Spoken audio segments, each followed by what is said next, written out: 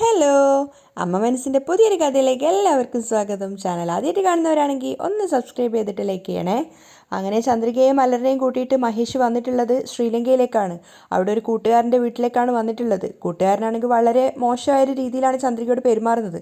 പക്ഷെ അതൊന്നും മഹേഷിന് പെട്ടെന്ന് വ്യക്തമായിട്ട് മനസ്സിലാവുന്നില്ല. പക്ഷെ ചന്ദ്രികയ്ക്ക് പെട്ടെന്ന് തന്നെ അവൻ്റെ ഒരു വഷള നോട്ടവും ആ ഒരു പെരുമാറ്റമൊക്കെ മനസ്സിലായിട്ടുണ്ടായിരുന്നു. അങ്ങനെ ചന്ദ്രികയും മലറിനെ അവിടെ നിർത്തിയിട്ട് കൂട്ടുകാരൻ തിരിച്ച് വീട്ടിൽ നിന്ന് പോവുകയാണ്. അപ്പം മഹേഷ് അവനെ യാത്രയാക്കാൻ വേണ്ടിയിട്ട് പോയിരിക്കുകയാണ്.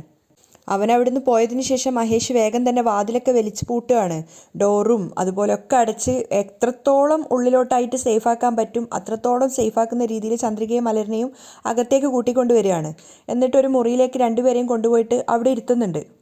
എന്നിട്ട് ചന്ദ്രികയോടായിട്ട് മഹേഷ് പറയുന്നുണ്ട്, നോക്ക് ചന്ദ്രിക, നിങ്ങൾ രണ്ടുപേരും ഇതിനകത്ത് ഇരുന്നാൽ മതി. കുറച്ചു നേരം കൊണ്ട് നിങ്ങൾക്കുള്ള ഭക്ഷണമായിട്ട് ഞാൻ പെട്ടെന്ന് തന്നെ വരും.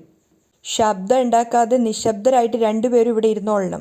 ശബ്ദം ഉണ്ടാക്കി കഴിഞ്ഞാൽ എന്താ സംഭവിക്കാന്ന് എനിക്ക് തന്നെ പറയാൻ പറ്റില്ല. അത് കേട്ടതും മഹേഷിൻ്റെ മുഖം മാറുന്ന കണ്ടതും മലര് വേഗം തന്നെ ചന്ദ്രിക പേടിയോടെ കെട്ടിപ്പിടിക്കുകയാണ്. ചന്ദ്രിക മലരിനെ ചേർത്ത് പിടിക്കുകയാണ്. എന്നിട്ട് മഹേഷിനോട് പറയുന്നുണ്ട്, ഞങ്ങൾ രണ്ടുപേരും നീ പറഞ്ഞതുപോലെ നീ പറഞ്ഞ സ്ഥലത്തേക്ക് വന്നില്ലേ, ഇനിയെങ്കിലും ദയവ് ചെയ്ത് സിദ്ധാർത്ഥ് സാറിനെ മഹേന്ദ്രൻ സാറിൻ്റെ വീട്ടിലേക്ക് പറഞ്ഞു വിട്. അത് കേട്ടതും മഹേഷിന് ദേഷ്യം വരികയാണ്. പറഞ്ഞു വിടൂല, നീ എന്താ ചെയ്യുക? അത് കേട്ടതും ചന്ദ്രിക ഒന്നും പറയാതെ തലതാഴ്ത്തി നിൽക്കുകയാണ്. അപ്പം മഹേഷ് ദേഷ്യത്തോട് ചോദിക്കുന്നുണ്ട്, അവൻ എന്തെങ്കിലും സംഭവിക്കുമ്പോൾ നീ എന്തിനാ ഇങ്ങനെയേറെ ഭയപ്പെടുന്നത്? എനിക്ക് മനസ്സിലാവായിട്ട് ഞാൻ ചോദിക്കുക, അങ്ങനെ എന്താ എൻ്റെ അടുത്തുള്ള ഇല്ലാത്തത് അവൻ്റെ അടുത്തുള്ളത്? അതിനും മറുപടിയൊന്നും ചന്ദ്രിക പറയുന്നില്ല. അപ്പോൾ മഹേഷ് ചോദിക്കുന്നുണ്ട്, എന്താ ഉള്ളത്? കുറച്ച് കാശുണ്ടാവും എന്നേക്കാളും കൂടുതൽ, അതല്ലേ ഉള്ളൂ? അപ്പോഴും ചന്ദ്രിക ഒന്നും പറയുന്നില്ല. മഹേഷ് ദേഷ്യത്തോടെ രണ്ടുപേരെ നോക്കിയിട്ട് വേഗം തന്നെ പുറത്തേക്ക് ഇറങ്ങിയിട്ട് ആ മുറിയുടെ വാതിൽ പുറത്തുനിന്ന് പൂട്ടി താക്കോലെടുത്ത് എന്നിട്ടാണ് പോകുന്നത്. ഒരു ഇരുട് നിറഞ്ഞൊരു മുറിയായിരുന്നു അത്. ശരിക്കും ഭയപ്പെടുത്തുന്ന ഒരു അവസ്ഥ. അപ്പോൾ ചന്ദ്രികയും മലരും ഇങ്ങനെ ചുറ്റിലും നോക്കുകയാണ്. മൊത്തം ഇരുട്ടായിട്ട് എന്തൊക്കെയോ ഒരു ലൈറ്റൊക്കെയാണ് അതിനകത്ത് ഉണ്ടായിരുന്നത്, ഒരു വെളിച്ചമില്ലാത്ത തരത്തിലുള്ള ലൈറ്റൊക്കെ. അപ്പോൾ കുറച്ചു നേരം കഴിഞ്ഞപ്പോഴേക്കും ആ ഭാഗത്തുള്ളൊരു ജനൽ തുറന്നിട്ട് മഹേഷ് പറയുന്നുണ്ട്, നോക്ക്, നിങ്ങൾക്ക് എന്തെങ്കിലും വേണമെന്നുണ്ടെങ്കിൽ ഈ ജനൽ വഴി എന്നോട് പറഞ്ഞാൽ മതി, ഞാൻ പുറത്തുണ്ടാവും. ചന്ദ്രികയും മലരും അതിനൊന്നും മറുപടി പറയുന്നില്ല. പിന്നെയും ജനലും വലിച്ചടച്ചിട്ട് വീണ്ടും മഹേഷ് അവിടുന്ന് പോവുകയാണ്.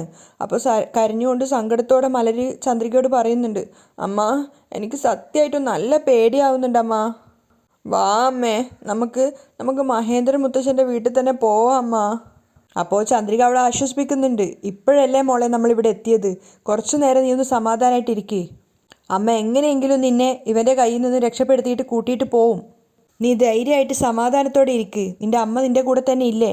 മലരിനെ ആശ്വസിപ്പിക്കാനാണ് ചന്ദ്രിക അങ്ങനെ പറയുന്നതെങ്കിലും അവൾക്കും നല്ല ഭയം ഉണ്ടായിരുന്നു. ഒന്നും ചെയ്യാനാവാത്ത നിസ്സഹായാവസ്ഥയിൽ മലരിനെയും ചേർത്ത് പിടിച്ചിട്ട് ചന്ദ്രിക അവിടെ തന്നെ നിൽക്കുകയാണ്. അതേസമയം നാട്ടിലാണെങ്കിൽ ദൈവങ്ങളെ മുഴുവൻ പൂജിച്ചുകൊണ്ടേയിരിക്കുകയാണ് ലക്ഷ്മി. കാരണം അത്രത്തോളം അവരുടെ മനസ്സ് സങ്കടപ്പെട്ടിട്ടുണ്ടായിരുന്നു. എല്ലാ ദൈവങ്ങൾക്കും വിളക്ക് വെച്ചതിന് ശേഷം കരഞ്ഞുകൊണ്ട് ലക്ഷ്മി പ്രാർത്ഥിക്കുന്നുണ്ട്, ദൈവമേ, എൻ്റെ മോളെയും എൻ്റെ കൊച്ചുമോളെയും ദയവ് ചെയ്ത് എൻ്റെ കയ്യിലൊന്ന് കൊണ്ടുവന്ന് ചേർക്ക്. ചന്ദ്രികയും മലരും ഈ വീട്ടിലേക്ക് തിരിച്ചു വന്നാൽ മാത്രമേ ഞാൻ പച്ചവെള്ളം പോലും കുടിക്കുള്ളൂ.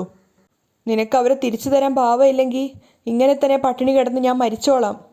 അവർ ദൈവത്തിൻ്റെ മുന്നിൽ കൂപ്പ് കൈകളോടെ നിന്നിട്ട് പൊട്ടി പൊട്ടി കരയാണ്. അതേസമയം ഹാളിലാണ് ബാക്കിയുള്ള എല്ലാവരും ഇരിക്കുന്നത്. അപ്പോൾ മുത്തശ്ശൻ സിദ്ധാർത്ഥിനോട് ചോദിക്കുന്നുണ്ട്, ചന്ദ്രികയും മലരിനെയും ആ മഹേഷ് എങ്ങോട്ടേക്കാണ് തട്ടിക്കൊണ്ടുപോയെന്ന് എന്തെങ്കിലും വിവരം ലഭിച്ചോ മോനെ? അത് കേട്ടതും മഹേന്ദ്രൻ്റെ മുഖം ആകെ വാടുകയാണ്. കാരണം ഇതുവരെയായിട്ടും അവരെക്കുറിച്ച് ഒരു വിവരവും ലഭിച്ചിട്ടില്ല. അപ്പോൾ സിദ്ധാർത്ഥ് മുത്തശ്ശനോട് പറയുന്നുണ്ട്, CCTV ഫുട്ടേജ് വെച്ചിട്ട് പോലീസുകാർ തെരഞ്ഞുകൊണ്ടേയിരിക്കുകയാണ്. അത് കേട്ടതും മുത്തശ്ശനും ആകെ ഡെസ്പാവുകയാണ്. എങ്ങനെയെങ്കിലും അവരെ കണ്ടുപിടിക്കാൻ പറ്റും. അത് കേട്ടതും മേഘയ്ക്കും മുത്തശ്ശിക്കൊക്കെ ദേഷ്യം തോന്നുന്നുണ്ടായിരുന്നു. അപ്പോൾ മുത്തശ്ശൻ സിദ്ധാർത്ഥിനോട് പറയുന്നുണ്ട്, എങ്ങനെയെങ്കിലും ആ മഹേഷ് ചന്ദ്രികയും മലരിനെ എന്തെങ്കിലും ചെയ്യുന്നതിന് മുന്നേ നമ്മൾ അവരെ കണ്ടുപിടിച്ചേ പറ്റൂ. അപ്പോഴേക്കും ജാനകിയും അങ്ങോട്ടേക്ക് വന്നിട്ടുണ്ടായിരുന്നു. നേരെ വന്ന് മഹേന്ദ്രനോടാണ് അവർ പറയുന്നത്, ഏട്ടാ, ഇന്നലെ രാത്രി മുതൽ ചേച്ചി ഒരു ഭക്ഷണം പോലും ഒരു വെള്ളം പോലും കുടിക്കാതെ പട്ടിണി കിടക്കുകയാണ്. മേഘയ്ക്കും അത് സങ്കടം ഉണ്ടാക്കുന്ന ഒരു വാർത്ത തന്നെയാണ്. അപ്പോൾ ജാനകി പറയുന്നുണ്ട്, ചന്ദ്രികയും മലരും തിരിച്ച് വീട്ടിലേക്ക് വന്നാൽ മാത്രമേ വെള്ളം പോലും കുടിക്കുള്ളൂ എന്നുള്ള വാശിയിലാണ് അവരുള്ളത്. മുത്തശ്ശിക്ക് പക്ഷെ അതൊക്കെ കേൾക്കുമ്പോൾ ദേഷ്യമാണ് തോന്നുന്നത്. ഒരു ചന്ദ്രികയും മലരും. അപ്പോൾ ജാനകി പറയുന്നുണ്ട്, ഏട്ടാ, എനിക്കെന്തോ പേടിയാവുന്നുണ്ട് ഏട്ടാ. ആരും മറുപടിയൊന്നും പറയാതെ നിൽക്കുകയാണ്. മഹേന്ദ്രൻ തലതാഴ്ത്തി വിഷമത്തോടെ ഇരിക്കുന്നുണ്ട്. അപ്പോൾ ജാനകി സംശയത്തോട് ചോദിക്കുകയാണ്, എനിക്ക് മനസ്സിലാവാത്തത് അതല്ല, എന്തിനാണ് ചന്ദ്രികയ്ക്കും മലരിനും വേണ്ടിയിട്ട് ചേച്ചി ഇങ്ങനെയൊക്കെ വാശി പിടിക്കുന്നത്? ആ പെണ്ണ് നമ്മളെ വീട്ടിലെ വേലക്കാരി മാത്രമല്ലേ? അപ്പോൾ സിദ്ധാർത്ഥ അമ്മയെ നോക്കുകയാണ്. അപ്പോൾ ജാനകി സംശയത്തോടെ മഹേന്ദ്രനോട് ചോദിക്കുന്നുണ്ട്, അവളുടെ മേലെ ചേച്ചിക്ക് എന്തിന് ഇത്രയധികം സ്നേഹം? അപ്പോൾ മുത്തശ്ശിയും മേഘയും തലയാട്ടുന്നുണ്ട്. കാരണം അതൊരു ന്യായമായ ചോദ്യമാണല്ലോ. ഇവിടുത്തെ ഒരു ജോലിക്കാരി മാത്രമായ ചന്ദ്രികയ്ക്ക് വേണ്ടിയിട്ട് എന്തിനാ ലക്ഷ്മി ഇത്രയേറെ വിഷമിക്കുന്നതും ഭക്ഷണം കഴിക്കാതിരിക്കുന്നതെന്നൊക്കെ ഉള്ളത്.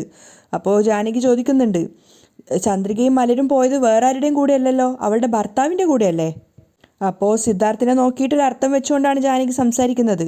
ജാനകി പറയുന്നുണ്ട്, ഇതിൽ പേടിക്കാൻ മാത്രം ഒന്നുമില്ലല്ലോ, അവളവളുടെ ഭർത്താവിൻ്റെ കൂടെയല്ലേ ഉള്ളത്. പിന്നെ അവരുടെ വ്യക്തിപരമായ ഒരു അഭിപ്രായം കൂടി പറയാണ്, എനിക്കെന്തോ ചന്ദ്രികയും മലരും മഹേഷിൻ്റെ കൂടെ തന്നെ ജീവിക്കുന്നതാ നല്ലതെന്നാ തോന്നുന്നത്. അത് കേട്ടതും മേഘയും മുത്തശ്ശിയും തലയാട്ടുന്നുണ്ട്. അത് തന്നെയാണല്ലോ ശരിയെന്നുള്ളത്. അപ്പോൾ ജാനകി പറയുന്നുണ്ട്, എന്തോ ചന്ദ്രികയും മലരും മഹേഷിൻ്റെ കൂടെ ജീവിക്കാൻ തുടങ്ങിക്കഴിഞ്ഞാൽ സത്യമായിട്ടും അവൻ്റെ മനസ്സ് മാറുമെന്നാണ് എനിക്ക് തോന്നുന്നത്. ചന്ദ്രിക അവൻ്റെ കൂടെ ജീവിക്കുന്നില്ല എന്ന് പറയുന്നത് കൊണ്ടല്ലേ അവൻ ഇങ്ങനെയൊക്കെ മോശമായിട്ട് പെരുമാറിക്കൊണ്ടിരിക്കുന്നത്. അപ്പം മുത്തശ്ശിയും തലയാട്ടിക്കൊണ്ട് പറയുന്നുണ്ട്, അത് ശരി തന്നെയല്ലേ, കാരണം ചന്ദ്രിക അങ്ങനെ പെരുമാറുന്നത് കൊണ്ടല്ലേ മഹേഷും അങ്ങനെ പെരുമാറുന്നത്. അപ്പോൾ മുത്തശ്ശൻ ജാനകിയോട് പറയാണ്, ഇല്ല ജാനകി, നീ ഇതുവരെ മഹേഷിനെ മര്യാദയ്ക്ക് മനസ്സിലാക്കിയിട്ടില്ല. അവനെക്കുറിച്ച് നിനക്കൊന്നും മനസ്സിലായിട്ടില്ല. അവൻ ശരിക്കും ഒരു സ്വാർത്ഥനായ വ്യക്തിയാണ്. അവൻ്റെ സ്വാർത്ഥതയ്ക്ക് വേണ്ടിയിട്ട് ചന്ദ്രികയും മലരിനെയും അവൻ കൊല്ലാൻ വരെ മടിക്കില്ല. അത് കേട്ടതും സിദ്ധാർത്ഥിന് ഒന്നുകൂടെ ഭയം തോന്നുകയാണ്. അപ്പോൾ മുത്തശ്ശൻ പറയുന്നുണ്ട്, അങ്ങനെയുള്ള ഒരുത്തൻ്റെ കയ്യിൽ ചന്ദ്രികയും മലരിനെയും എങ്ങനെയാണ് നമ്മൾ വിട്ടുകൊടുക്കുക? അപ്പോഴും ജാനകി വീണ്ടും പറയാണ്, ഇല്ല അച്ഛാ, എനിക്കെന്തോ മഹേഷ് ചന്ദ്രികയും മലരിനെയും കൂട്ടിക്കൊണ്ടുപോയത് വളരെയധികം ശരിയാണെന്നാണ് തോന്നുന്നത്. സിദ്ധാർത്ഥ് വല്ലാത്തൊരു അതിശയത്തോടെ അമ്മയെ നോക്കുകയാണ്. അതേപോലെ തന്നെ മുത്തശ്ശനും മഹേന്ദ്രനും ഒക്കെ നോക്കുന്നുണ്ട്. കാരണം ജാനകിയുടെ മനസ്സിൽ ഇങ്ങനെയാണോ ഒരു ചിന്ത ഉള്ളത് എന്ന്. അപ്പോൾ ജാനകി അച്ഛനോട് ചോദിക്കുന്നുണ്ട്, അവൻ ശരിക്കും പറഞ്ഞാൽ ചന്ദ്രികയുടെ കൂടെ ജീവിക്കണം എന്ന് ആഗ്രഹിച്ചിട്ടല്ലേ കൂട്ടിക്കൊണ്ടുപോയത്? മകളോട് പറഞ്ഞിട്ട് കാര്യമില്ലാന്ന് വിചാരിച്ചിട്ട് മുത്തശ്ശൻ പിന്നീടൊന്നും പറയുന്നില്ല. അപ്പോൾ സിദ്ധാർത്ഥ അമ്മയെ തന്നെ നോക്കിക്കൊണ്ടിരിക്കുകയാണ്. അപ്പം മഹേന്ദ്രൻ പറയുന്നുണ്ട്, അല്ല ജാനകി, അവൻ ചന്ദ്രികയുടെ കൂടെ ജീവിക്കണം എന്ന് ആഗ്രഹിച്ചിട്ട് കൂട്ടിക്കൊണ്ടു പോയതല്ല. അവനവളെ ശിക്ഷിക്കാൻ വേണ്ടി കൂട്ടിക്കൊണ്ടു പോയതാ. അവനവളെ എന്തെങ്കിലും ചെയ്യുന്നതിന് മുന്നേ നമ്മൾ അവളെ രക്ഷിക്കണം. മുത്തശ്ശിക്ക് പക്ഷെ അതൊന്നും അത്ര ദഹിക്കുന്നുണ്ടായിരുന്നില്ല. ജാനകിക്കും മേഘ പ്രത്യേകിച്ച് അഭിപ്രായമൊന്നും പറയുന്നില്ല. അതേസമയം ജാനകി സിദ്ധാർത്ഥിനെ തന്നെ നോക്കിക്കൊണ്ടിരിക്കുകയാണ്. സിദ്ധാർത്ഥാണെങ്കിൽ ഒന്നും പറയാൻ പറ്റാതെ ദേഷ്യത്തോടെ അമ്മയെ തന്നെ നോക്കിയിട്ട് അവസാനം അവന് എഴുന്നേറ്റ് പോവുകയാണ്. സിദ്ധാർത്ഥ അവിടുന്ന് പോയ സമയത്ത് മുത്തശ്ശൻ മഹേന്ദ്രനോട് പറയുന്നുണ്ട്, മോനെ മഹേന്ദ്ര, നീ പോയിട്ട് ലക്ഷ്മിയോട് എന്തെങ്കിലും കഴിക്കാൻ പറ. ഇങ്ങനെ ഭക്ഷണം കഴിക്കാതിരുന്നാൽ അവിടെ ശരീരത്തിന് എന്തെങ്കിലും സംഭവിക്കില്ലേ? അപ്പോൾ മഹേന്ദ്രന് സമ്മതിക്കുകയാണ്. ശരി അച്ഛാ, ഞാൻ പോയിട്ട് പറയാം. അങ്ങനെ അവരെല്ലാവരും കൂടി ലക്ഷ്മി ഇരിക്കുന്ന പൂജാമുറിയിലേക്കാണ് പോകുന്നത്. ആ സമയം കരഞ്ഞുകൊണ്ട് ലക്ഷ്മി ദൈവത്തോട് പ്രാർത്ഥിക്കുന്നുണ്ട്, എൻ്റെ മോളെയും എൻ്റെ കൊച്ചുമോളെയും ദയവ് ചെയ്ത് എൻ്റെ അടുത്തേക്കൊന്ന് കൊണ്ടുവാ. എനിക്ക് അവരുടെ മുഖം കാണാതെ ഇരിക്കാൻ പറ്റുന്നില്ല. അവരെല്ലാവരും നേരെ പൂജാമുറിയിലേക്ക് വന്ന് തൊഴുതതിന് ശേഷം മുത്തശ്ശൻ ലക്ഷ്മിയോട് പറയുന്നുണ്ട്, മോളെ ലക്ഷ്മി, നീ വിഷമിക്കാതിരിക്കുക. നീ പ്രാർത്ഥിക്കുന്ന നിൻ്റെ ദൈവങ്ങൾ നിന്നെ കൈവിടില്ല. തീർച്ചയായിട്ടും ചന്ദ്രികയും മലരിനെയും കൊണ്ടുവന്ന് നിൻ്റെ കയ്യിൽ തന്നെ ദൈവം എത്തിക്കും. ജാനകിക്കും മുത്തശ്ശിക്കൊന്നും അങ്ങോട്ട് ദഹിക്കുന്നില്ല ചന്ദ്രിക വീണ്ടും തിരിച്ചു വരിക എന്നുള്ളത്. അപ്പം മുത്തശ്ശൻ പറയുന്നുണ്ട്, നീ ഇങ്ങനെ ഭക്ഷണം കഴിക്കാതെ പട്ടിണി ഇരിക്കല്ലേ, അതാണ് ഞങ്ങളെ കൊണ്ട് സഹിക്കാത്തത്. ദയവ് ചെയ്ത് നീ ഒന്ന് ആദ്യം വന്ന് ഭക്ഷണം കഴിക്കുക. അപ്പോൾ കരഞ്ഞുകൊണ്ട് തന്നെ ലക്ഷ്മി തലതാഴ്ത്തിയിട്ട് പറയാണ്, ഇല്ല അച്ഛാ, എനിക്ക് ഭക്ഷണം കഴിക്കാൻ സാധിക്കില്ല. ചന്ദ്രികയും മലരും വന്നതിന് ശേഷം മാത്രമേ ഞാൻ വെള്ളം പോലും കുടിക്കുള്ളൂ. എനിക്കൊന്നും സംഭവിക്കില്ല അച്ഛാ, എനിക്ക് ചന്ദ്രികയുടെയും മലരിനെയും കാണണം. ലക്ഷ്മിയുടെ ആ ഒരു കടുംപിടുത്തം കേൾക്കുന്തോറും ജാനകിക്ക് വല്ലാത്ത ദേഷ്യം തോന്നുകയാണ്. അപ്പോൾ മുത്തശ്ശനും വാത്സല്യത്തോടെ പറയുന്നുണ്ട്, ചന്ദ്രിക ഈ വീട്ടിലേക്ക് വന്നത് ഒരു ജോലിക്കാരിയായിട്ടാണ്.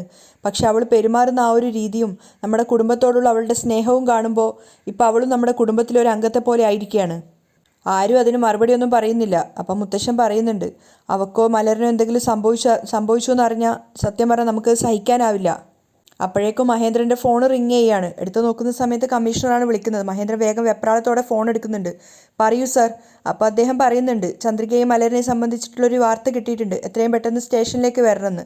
ശരി, ഞാൻ എത്രയും പെട്ടെന്ന് വരാമെന്ന് പറഞ്ഞിട്ട് അദ്ദേഹം കോൾ കട്ട് ചെയ്യുകയാണ്. എന്നിട്ട് വേഗം തന്നെ സിദ്ധാർത്ഥിനെ വിളിച്ച് വരുത്തുന്നുണ്ട്. സിദ്ധാർത്ഥും വേഗം പൂജാമുറിയിലേക്ക് വരുന്നുണ്ട്. അപ്പോൾ സിദ്ധാർത്ഥിനോട് പറയുന്നുണ്ട്, ചന്ദ്രികയും മലരിനെയും കുറിച്ച് എന്തോ വിവരം കിട്ടിയിട്ടുണ്ട്, നമ്മളോട് അങ്ങോട്ടേക്ക് പോകാനാണ് പോലീസുകാർ പറഞ്ഞിട്ടുള്ളതെന്ന്. അപ്പോൾ സിദ്ധാർത്ഥും പറയാണ്, വാ നമുക്ക് എത്രയും പെട്ടെന്ന് പോവാം. അതിനുശേഷം മഹേന്ദ്രൻ ലക്ഷ്മിയോട് പറയുന്നുണ്ട്, ലക്ഷ്മി നീ ഭയപ്പെടാതെ ഇരിക്കുക. മഹേഷ് എവിടെ കൊണ്ടുപോയിട്ട് ചന്ദ്രികയും മലരിനെയും പൂഴ്ത്തി വെച്ചിട്ടുണ്ടെങ്കിലും നമ്മൾ ഒരു കുഴപ്പമില്ലാതെ ഒരു കേടുപാടുകൾ സംഭവിക്കാതെ അവരെ തിരിച്ചു കൊണ്ടുവരും. അത് കേട്ട സമയത്ത് മേഘയ്ക്കും മുത്തശ്ശിക്കും ജാനകിക്കൊക്കെ ദേഷ്യം വരുന്നുണ്ടായിരുന്നു. അപ്പോൾ മഹേന്ദ്രൻ പറയുന്നുണ്ട്, നീ ആദ്യം പോയിട്ട് എന്തെങ്കിലും ഒന്ന് ഭക്ഷണം കഴിക്കുക, ഞങ്ങൾ പോയിട്ട് അന്വേഷിച്ചിട്ട് വരാമെന്ന് പറഞ്ഞിട്ട് സിദ്ധാർത്ഥിനെയും കൂട്ടിയിട്ട് അവിടെ നിന്ന് ഇറങ്ങുകയാണ്. ആ സമയത്ത് ജാനകിക്കൊക്കെ വല്ലാണ്ട് ദേഷ്യം തോന്നുന്നുണ്ടായിരുന്നു. അതേസമയം ചന്ദ്രികയും മലരും അവിടെ നിലത്തങ്ങനെ ഇരിക്കുകയാണ്. അപ്പോൾ ചന്ദ്രികയോട് മലര് കരഞ്ഞുകൊണ്ട് പറയുന്നുണ്ട്, അമ്മ എനിക്ക് സത്യമായിട്ട് പേടിയാവുന്നുണ്ട് അമ്മ. വാ അമ്മ, നമുക്കിവിടുന്ന് രക്ഷപ്പെട്ടിട്ട് മഹേന്ദ്ര മുത്തശ്ശൻ്റെ വീട്ടിലേക്ക് പോവാം അമ്മ. അപ്പോൾ ചന്ദ്രികയും സങ്കടത്തോടെ പറയാണ്, ഇവിടുന്ന് നമുക്ക് രക്ഷപ്പെട്ടിട്ട് പോകാൻ നടക്കില്ല മോളെ. മഹേഷ് വാതിൽ പുറത്തുനിന്ന് പൂട്ടിയിട്ടാണ് പോയിരിക്കുന്നത്. അത് കേട്ടതും മലര് വീണ്ടും ചോദിക്കുകയാണ്, അപ്പോൾ ഇനി നമുക്ക് ഇവിടുന്ന് രക്ഷപ്പെട്ട് പോകാനേ പറ്റില്ല അമ്മേ. അപ്പോൾ ചന്ദ്രിക മകളോട് പറയുന്നുണ്ട്, കുറച്ചൊന്ന് സമാധാനമായിട്ട് ഇരിക്കടാ. നമ്മളിവിടെ എവിടെയാണ് ഉള്ളതെന്നും ഇതിൻ്റെ ചുറ്റുവട്ടത്ത് എന്തൊക്കെയാണ് നടക്കുന്നതെന്നൊക്കെ മനസ്സിലാക്കിയതിന് ശേഷം നമുക്ക് സമാധാനത്തോടെ ഇവിടുന്ന് രക്ഷപ്പെടാൻ വേണ്ടിയിട്ട് ശ്രമിക്കാം മോളെ. പക്ഷേ നമ്മളിവിടുന്ന് രക്ഷപ്പെട്ടിട്ട് പോകുമ്പോൾ മഹേഷ് ഈസിയായിട്ട് തന്നെ നമ്മളെ കണ്ടുപിടിക്കില്ലേടാ. ചന്ദ്രികയ്ക്കും മലരിനും അത് ഓർക്കുമ്പോൾ ഭയം ഉണ്ടായിരുന്നു. ആ സമയത്താണ് വാതിൽ തുറക്കുന്ന ശബ്ദം കേട്ടത്. മഹേഷ് ഒരു കയ്യിൽ 2 കവറൊക്കെ ആയിട്ടാണ് വന്നിട്ടുള്ളത്. ഒരു കവർ ചന്ദ്രികയ്ക്ക് കാണിച്ചിട്ട് മഹേഷ് പറയുന്നുണ്ട്, ഇങ്ങോട്ട് നോക്ക് ചന്ദ്രിക, ഇതിനകത്ത് ആപ്പിളും ഓറഞ്ചും മുന്തിരിയും അങ്ങനെയുള്ള സാധനങ്ങളൊക്കെ ഉണ്ട്. ഇനി ഈ ഒരു കവറിലാണെങ്കിൽ നിങ്ങൾക്ക് കഴിക്കാനുള്ള ഭക്ഷണമാണുള്ളത്. മലരിന് എന്താണോ വേണ്ടത് അത് ഇതിൽ നിന്ന് എടുത്ത് കൊടുക്ക്. ഒരു ബോട്ടിൽ വെള്ളം അവിടെ വെക്കും. അതിനുശേഷം മലരിനോട് പറയുന്നുണ്ട്, മലർ നിനക്ക് എന്താ വേണ്ടതെന്ന് വെച്ചാൽ അച്ഛനോട് ചോദിക്ക്, ഈ അച്ഛൻ വാങ്ങിത്തരും കേട്ടോ.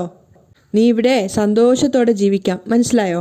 മലരൊന്നും പറയാതെ പേടിയോടെ നിൽക്കുകയാണ്. അപ്പോൾ മഹേഷ് ചന്ദ്രികയോടും പറയുന്നുണ്ട്, ചന്ദ്രിക ഇനി നിനക്ക് എന്താണോ വേണ്ടത് ഒരു മടിയും കൂടാതെ എന്നോട് ചോദിക്ക്, ഞാൻ വാങ്ങിത്തരാം കേട്ടോ. അവർ രണ്ടുപേരും മറുപടി ഒന്നും പറയുന്നില്ല. അപ്പോൾ മഹേഷ് കുറച്ചു നേരം ആലോചിച്ചിട്ട് പറയുന്നുണ്ട്, നിങ്ങൾക്ക് രണ്ടുപേർക്ക് മാറ്റാൻ ഡ്രസ്സൊന്നും ഇല്ല അല്ലേ? വൈകുന്നേരം ഞാൻ വരുമ്പോൾ വാങ്ങിത്തരാം കേട്ടോ. ഇപ്പോൾ തൽക്കാലം ഭക്ഷണം കഴിക്കുക എന്ന് പറഞ്ഞ് വീണ്ടും പുറത്തിറങ്ങിയിട്ട് വാതിൽ ലോക്ക് ചെയ്തിട്ട് പോവാണ്. മഹേഷ് പോയതിന് ശേഷം ചന്ദ്രിക മലരിനോട് ചോദിക്കുന്നുണ്ട്, ഭക്ഷണം കഴിക്കാടാ മോളെ. അപ്പോൾ മലര് പറയുന്നുണ്ട്, എനിക്ക് വേണ്ട, എനിക്കൊന്നും കഴിക്കാൻ വേണ്ട. അങ്ങനെ പറയല്ലടാ, നീ രാവിലെ മുതൽ ഒന്നും കഴിക്കാതിരിക്കുക. ഇങ്ങനെ ഭക്ഷണം കഴിക്കാതെ പട്ടിണി ഇരിക്കാൻ പാടില്ലടാ. എന്നിട്ട് ചന്ദ്രിക വേഗം തന്നെ മഹേഷ് കൊണ്ടുവന്ന ഭക്ഷണത്തിൻ്റെ പൊതി അഴിച്ചിട്ട് മലരിന് നേരെ നീട്ടുകയാണ്. അപ്പോൾ മലർ വീണ്ടും പറയുന്നുണ്ട്, വേണ്ട അമ്മ, എനിക്ക് വേണ്ട. അപ്പോൾ ചന്ദ്രിക മനസ്സിൽ ചിന്തിക്കുകയാണ്, അയ്യോ ദൈവമേ, ഇനിയൊരു പക്ഷേ അവൻ ഇതിനകത്ത് വിഷം വല്ലതും ചേർത്തിട്ടുണ്ടാവോ? അതിന് വരെ മടിക്കാത്തൊരു ദുഷ്ടനാണവൻ. അതുകൊണ്ട് ആദ്യം ഞാൻ കഴിച്ചു നോക്കാം, എന്നിട്ട് എൻ്റെ മോക്ക് കൊടുക്കാം. അപ്പോൾ ചന്ദ്രിക മലരിനോട് പറയുന്നുണ്ട്, ഒരു നിമിഷടാ, അമ്മ ഇത് കഴിച്ചു നോക്കട്ടെ, എന്നിട്ട് മോക്ക് തരാം കേട്ടോ. ചന്ദ്രിക 1-2 വായ കഴിച്ചിട്ട് മലരിനോട് പറയുന്നുണ്ട്, അമ്മക്കൊന്നും സംഭവിച്ചിട്ടില്ലെങ്കിൽ അമ്മ മോക്ക് തരാം കേട്ടോ. ആ മഹേഷ് ഒരു കൊലയാളിയാണ്. ഇനിയൊരു പക്ഷെ നമ്മളെ രണ്ടുപേരെയും കൊല്ലാൻ വേണ്ടിയിട്ട് വരെ അവൻ എന്തെങ്കിലും ചെയ്തു എന്ന് വരും. ചന്ദ്രിക ഭക്ഷണം കഴിച്ച് കുറച്ചു നേരം കാത്തു നിന്ന് നോക്കുകയാണ്. അതിനുശേഷം അവൾക്കൊന്നും സംഭവിച്ചിട്ടില്ല എന്ന് മനസ്സിലായപ്പോൾ അവൾ മലരിനോട് പറയുന്നുണ്ട്, മലർ അമ്മക്കൊന്നും സംഭവിച്ചിട്ടില്ല, ഇനി എൻ്റെ മോള് ഭക്ഷണം കഴിക്കട്ടോ. അമ്മ കഴിക്കുന്നത് കണ്ടുകൊണ്ട് തന്നെ മലരും ഭക്ഷണം വാങ്ങി കഴിക്കുകയാണ്. അങ്ങനെ രണ്ടുപേരും കഴിച്ചതിന് ശേഷം വെള്ളമൊക്കെ കുടിച്ച് കൈയൊക്കെ കഴുകിയതിന് ശേഷം മലരിനോട് ചന്ദ്രിക തൻ്റെ മടിയിൽ കിടന്ന് ഉറങ്ങാൻ വേണ്ടി പറയാണ്. മലരും അമ്മ പറയുന്നത് കേട്ടിട്ട് അവളുടെ മടിയിൽ കിടക്കുന്നുണ്ടായിരുന്നു. അങ്ങനെ വൈകുന്നേരം ആയപ്പോഴേക്കും മഹേഷ് ഡ്രസ്സൊക്കെ മാറ്റി ഇവർക്ക് രണ്ടുപേർക്കുള്ള ഡ്രസ്സൊക്കെ ആയിട്ട് വീണ്ടും വന്നിട്ടുണ്ടായിരുന്നു. മഹേഷ് ചോദിക്കുന്നുണ്ട്, എന്താ രണ്ടുപേരും ഭക്ഷണമൊക്കെ കഴിച്ചോ? എന്നിട്ട് കസേരയിൽ വെച്ചിട്ടുണ്ടായിരുന്ന ഫ്രൂട്ട്സ് എടുത്തിട്ട് മഹേഷ് ചോദിക്കുകയാണ്, ഇതെന്താ പഴമൊക്കെ ഇവിടെ തന്നെ ഉണ്ടല്ലോ, മലരിന് വേണ്ടുന്നതൊക്കെ എടുത്ത് കൊടുത്തുകൂടായിരുന്നോ? ചന്ദ്രികയും മലരും മഹേഷിന് മറുപടി ഒന്നും കൊടുക്കുന്നുണ്ടായിരുന്നില്ല. അപ്പം മഹേഷ് അവിടെ ഇരുന്നിട്ട് കയ്യിലുണ്ടായിരുന്ന കവറ് ചന്ദ്രികയ്ക്ക് നേരെ നീട്ടിയിട്ട് പറയുകയാണ്, എന്നാ ഇത് നിങ്ങൾക്ക് രണ്ടുപേർക്കുള്ള ഡ്രസ്സാണ്. നിനക്കൊരു സാരിയും അതുപോലെ തന്നെ മലരിനൊരു ഗൗണും വാങ്ങിച്ചതാ. കുളിച്ചിട്ട് ഇത് രണ്ടുപേരും മാറ്റിക്കോ. അപ്പോൾ മലർ എഴുന്നേറ്റിട്ട് അച്ഛനെ നോക്കുകയാണ്. അപ്പോൾ മഹേഷ് സ്നേഹത്തോട് ചോദിക്കുന്നുണ്ട്, എന്താ മോളെ, നിനക്ക് വേറെ എന്തെങ്കിലും വേണോ?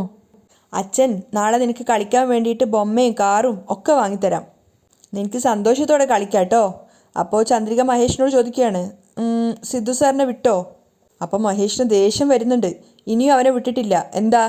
അപ്പോൾ ചന്ദ്രിക പറയാണ്, അയ്യോ ഞങ്ങളിവിടെ വന്നല്ലോ, ഇനി എന്താ? ഇനി എന്തിനാ അവരവിടെ കെട്ടിയിട്ടിട്ട് ഇങ്ങനെ ഉപദ്രവിച്ചുകൊണ്ടിരിക്കുന്നത്? ആദ്യം നീ സിദ്ധു സാറിനൊന്ന് വിട്. അപ്പം മഹേഷ് പറയുന്നുണ്ട്, ശരി, അവനെ വിടുന്നതിന് മുന്നേ ചില കാര്യങ്ങളിൽ എനിക്ക് നീയുമായിട്ടൊരു ഒത്തുതീർപ്പുണ്ടാക്കാനുണ്ട്. ചന്ദ്രികയ്ക്കൊന്നും മനസ്സിലായില്ല. അവളിങ്ങനെ കൺഫ്യൂഷനോടെ ഇരിക്കുമ്പോൾ മഹേഷ് പറയുന്നുണ്ട്, എന്താ ആലോചിക്കുന്നേ? എന്താ ഞാൻ പറയാൻ പോകുന്നതെന്നായിരിക്കും അല്ലേ? ഇന്ത്യയിൽ നമുക്ക് രണ്ടുപേർക്കും ഡൈവോഴ്സായി. പക്ഷേ ഈ നാട്ടിലെ നിയമപ്രകാരം ഞാൻ നിന്നെ വീണ്ടും കല്യാണം കഴിക്കാൻ പോവുക. അത് കേട്ടത് ചന്ദ്രിക ഷോക്കായിട്ട് നിൽക്കുകയാണ്. ആ കല്യാണത്തിന് നീ സമ്മതിക്കണം, ഇല്ലെങ്കിൽ അവിടെ എൻ്റെ ആളുകൾ സിദ്ധാർത്ഥിനെ ചതച്ച് കൊന്നിടും. എന്താ, സമ്മതാണോ? ചന്ദ്രികയും മലരും ആകെ ഷോക്കായിട്ട് മഹേഷിനെ പേടിയോടെ നോക്കി നിൽക്കുകയാണ്. ഇങ്ങോട്ട് നോക്ക് ചന്ദ്രിക, ഇതുവരെ നമ്മുടെ ജീവിതത്തിൽ നടന്ന കാര്യങ്ങളൊക്കെ നമുക്ക് മറക്കാം. ഇനി നമുക്കൊരു പുതിയ ജീവിതം ആരംഭിക്കാം. ചന്ദ്രിക ഒന്നും പറയാനാവാതെ പേടിയോടെ മഹേഷിനെ നോക്കിയിട്ട് മലരിനെ നോക്കുകയാണ്. മറുപടിയൊന്നും കാത്തു നിൽക്കാതെ മഹേഷ് അവിടെ നിന്ന് ഇറങ്ങിയിട്ട് വീണ്ടും വാതിലടച്ച് ലോക്ക് ചെയ്യുകയാണ്. മഹേഷ് അവിടുന്ന് പോയതിന് ശേഷം മലര് അമ്മയോട് ചോദിക്കുകയാണ്, മഹേഷിനെ വീണ്ടും കല്യാണം കഴിക്കാൻ പോവാണോ അമ്മ? മകളോട് എന്താ മറുപടി പറയേണ്ടതെന്ന് അറിയാതെ ചന്ദ്രിക വിഷമത്തോടെ അവളെ നോക്കുകയാണ്. അവിടെയാണ് ഇന്നത്തെ എപ്പിസോഡ് വൈൻഡപ്പ് ചെയ്യുന്നത്.